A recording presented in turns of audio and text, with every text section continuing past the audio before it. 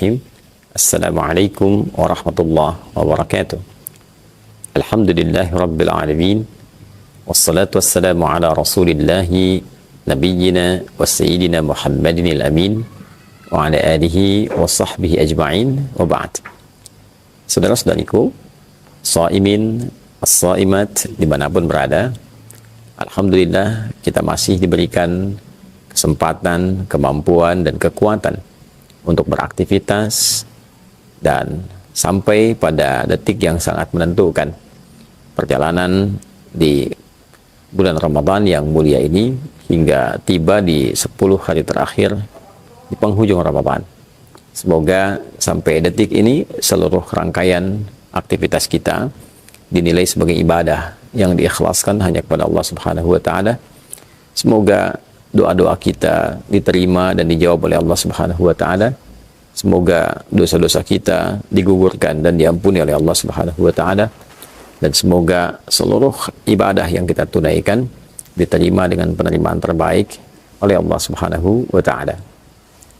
Teman-teman, di rangkaian 10 hari terakhir di bulan Ramadan ini, baik malam ataupun siangnya, disikapi oleh Nabi SAW dengan penuh kesungguhan, penuh keseriusan, sehingga Al-Imam Al-Bukhari misalnya mendokumentasikan kesungguhan keseriusan Nabi ini pada satu informasi yang tersambung melalui jalur Sayyidah Aisyah radhiyallahu ta'ala anha, ditempatkan oleh beliau dalam satu urutan hadisnya dalam kitab Jami beliau pada nomor hadis 2024, dan diungkap bahwa Sayyidah Aisyah radhiyallahu ta'ala anha mengatakan, atau kama qalat, idza dakhalatil ashru, jika 10 hari terakhir di bulan Ramadan itu telah tiba, syaddan nabiyyu sallallahu alaihi wasallam mi'zarahu, maka Nabi sallallahu alaihi wasallam mengencangkan sarungnya, mengencangkan pakaian beliau untuk menunjukkan kesungguhan, keseriusan dalam beribadah, menyingkap berbagai macam kebaikan yang bisa dikerjakan dan menunda pergaulan-pergaulan biologis dengan istri-istri tercinta dan mengkhususkan kegiatannya untuk bertakarrub kepada Allah Subhanahu wa Ta'ala. Ahya lailahu, beliau menghidupkan malamnya, dan aiqadha ahlahu, membangunkan keluarganya. Dalam konteks menghidupkan malam ini ada sesuatu yang menarik kala Nabi Sallallahu Alaihi Wasallam banyak sekali memotivasi kita dalam rangkaian hadis yang beragam untuk menghidupkan malam-malam 10 terakhir Ramadan. Ada banyak sekali tinjauan dan catatan dari para ulama terkait dengan keistimewaan 10 malam Ramadan ini, dan tentunya tidak mengabaikan keistimewaan yang didapatkan pada siang harinya saat kita menunaikan ibadah puasa. Pada 10 malam terakhir ini ada beberapa momentum yang sangat diburu oleh umat Islam, mengacu pada besarnya potensi kebaikan yang disebutkan dan diisyaratkan oleh Nabi SAW.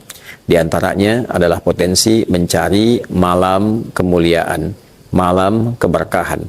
Disampaikan di dalam Al-Quran surah Ad-Dukhan misalnya di ayat yang ketiga, saat Allah Subhanahu wa Ta'ala berfirman, Inna anzalnahu fi lailatin mubarakah, dan demi keagunganku aku turunkan Al-Quran itu di malam yang penuh dengan berkah.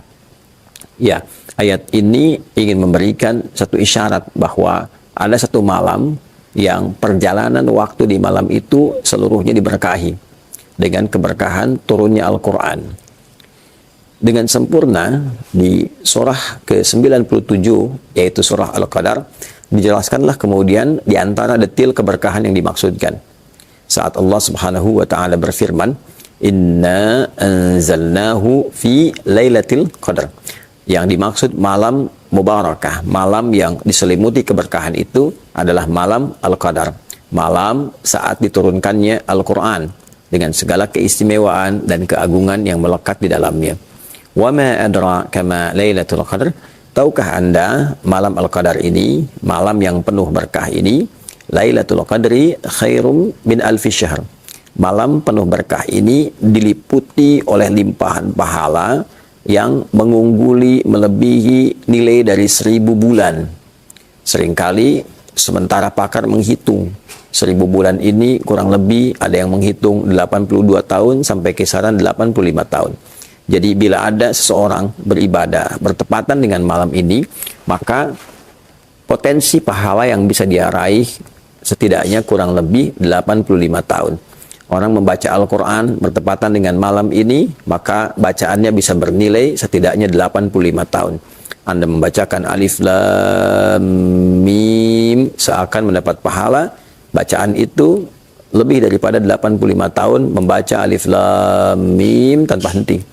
Ada orang menunaikan sholat bertepatan dengan malam itu, maka sekalipun sholat yang ia tunaikan 2 rakaat misalnya, seakan ia menunaikan sholat dimaksud lebih daripada 85 tahun. Tanazzalul malaikah, malaikat berbondong-bondong turun. Saking banyak yang turun, dijelaskan dalam ayat itu dengan menggunakan formulasi tanazzalu fi'il mudhari'nya itu tak pertamanya itu tidak difungsikan. Karena dalam yang standar biasa, kata itu akan diungkap dengan kata tatanazzal. Tanazzala yatanazzalu, tatanazzalu. Tapi ketika taknya dihilangkan satu, dalam ilmu makna di bahasa Arab menunjukkan sesuatu yang cepat. Sesuatu yang cepat, tanazzalu. Cepat sekali malaikat itu turun. Dan bukan hanya cepat, banyak yang turun. Ya, saking banyak dan cepatnya sehingga padat keadaan bumi itu digambarkan oleh para mufassir, dan saking padatnya suasana alam menjadi lebih tenang. Tanazzalul malaikatu, para malaikat itu turun fiha, di malam itu. Ya, kemudian apa yang mereka kerjakan? Banyak hal. Ya, mereka menyertai berbagai macam perkara, persoalan. Yang zikir, ikut malaikat berzikir. Yang sholat, ikut sholat. Yang membaca Al-Quran, disertai bacaan Al-Qurannya. Yang berdoa, disertakan permohonan jawaban. Yang memohon ampunan, disertakan permohonan pengampunan kepada Allah Subhanahu wa Ta'ala.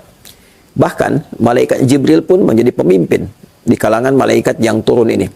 Tanazzalul malaikatu waruhu fiha. Roh yang dimaksud Ruhul Amin, yaitu malaikat Jibril alaihi salam. Malaikat Jibril turun, malaikat yang lain turun. Sayyidul malaikah, dan para malaikat turun menyemarakkan malam yang penuh dengan berkah ini. Apa yang diilustrasikan dalam Al-Quran untuk memberikan gambaran yang kuat kepada kita untuk memburu malam ini? Ya, di antaranya selain tanazzalul malaikatu waruhu fiha min kulli amr, dari semua urusan, ya, adalah salam. Ada kedamaian, ketentraman, ketenangan. Malam ini dihiasi secara alamiah karena tadi banyak malaikat yang turun, maka suasananya lebih tenang, lebih damai, lebih tentram. Auranya begitu baik. Orang-orang yang mendapatinya mendapatkan frekuensi serupa. Tenang ke dalam hati, tenang ke dalam jiwa. Dan ini berlangsung sampai menjelang fajar. Ya, hiya hatta matla'il fajr. Malam ini berlangsung sampai menjelang fajar. Tibanya waktu sahar. Sekitaran kurang lebih 30 sampai 45 menit sebelum masuknya waktu subuh, sebelum masuknya waktu fajar. Jadi, bila kita ingin gambarkan keistimewaan malam penuh berkah ini, bentuk keberkahannya ada ketenangan, ada kedamaian, ada penyertaan malaikat dari semua perkara dan urusan, ada pelipat gandaan pahala dari setiap amalan, ada dosa yang berpotensi diampuni, ada pahala yang mengalir begitu luas dan terbentang dengan durasi yang cukup panjang. Tentu ini sesuatu yang mewah, yang sangat dibutuhkan oleh siapapun, sehingga dengan itu Nabi memberikan motivasi, membangunkan keluarga, dan minta semua kita untuk mengoptimalkan potensi tenaga, pikiran, bahkan waktu kita untuk mencoba mendapati malam yang dimaksudkan, memburu malam keistimewaan. Bagaimana caranya? Ada banyak ragam yang disampaikan kepada kita, dari ragam mulai parsial, dalam arti menandai waktu-waktu tertentu. Pernah diisyaratkan malam ke-27, pernah diisyaratkan malam ke-23, pernah diisyaratkan malam ke-25, bahkan pernah diisyaratkan malam ke-29, sehingga ada kesimpulan awal yang menyampaikan untuk memburu malam-malam ganjil. Untuk itu seringkali didapatkan di kehidupan masyarakat di beberapa tempat. Kalau ganjil, ramai masjid malam-malamnya. Masjid-masjid besar, masjid biasa, ramai memburu malam ganjil, ingin mendapatkan malam Al-Qadar. Tapi yang penting dicatat adalah kekuasaan atau hak prerogatif untuk bisa menetapkan malam itu tentu kembali kepada Allah Subhanahu wa taala. Yang penting kita catat waktunya malam. Apakah datangnya ganjil, apakah datangnya genap, itu kembali kepada kebijakan yang diberikan oleh Allah Subhanahu wa taala. Untuk itu, cara paling tepat dan cara paling efektif yang memberikan potensi lebih kita mendapatinya adalah menghidupkan setiap malamnya. Karena bahasa hadisnya pun yang tadi teriwayatkan telah kita sampaikan, ahya lailahu.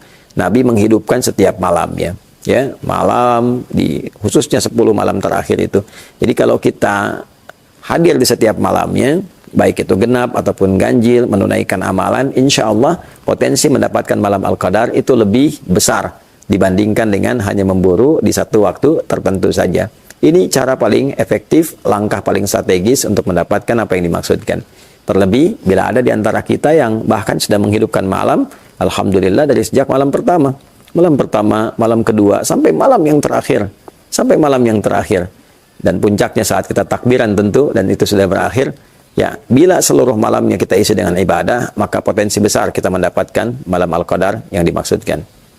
Lebih dari itu, Sayyidah Aisyah radhiyallahu taala anha bertanya pada Rasulullah SAW, meminta petunjuk jika bertepatan dan merasakan frekuensi yang serupa dengan isyarat malam Al-Qadar, apa yang harus dilakukan?